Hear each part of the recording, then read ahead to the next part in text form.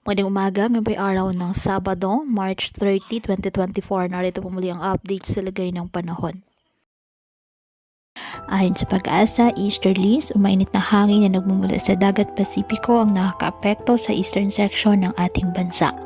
Walang bagyo o low pressure area na minomonitor sa loob at labas ng ating Philippine Area of Responsibility na maaaring makaapekto sa lagay ng ating panahon.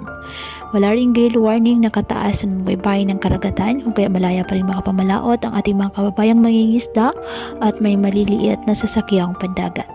Ngayong araw, ang Metro Manila at nalalabing bahagi ng bansa, asahan ng bahagyang maulap hanggang sa maulap na halangitan with isolated rain showers or thunderstorms dahil po sa easterlies at ng mga localized thunderstorms.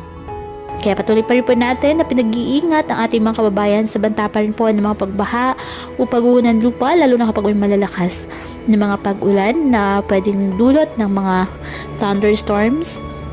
At ugaliin po na magdala palagi ng payong o kahit anumang pananggas sa ulan o di kayo nang po ay sa init ng araw kapag lalabas ng ating mga tahanan. At yan po muna ang update sa lagay ng panahon ngayong araw. Muli patuloy po tayo na mag-ingat at palaging tandaan, God loves you. Stay safe.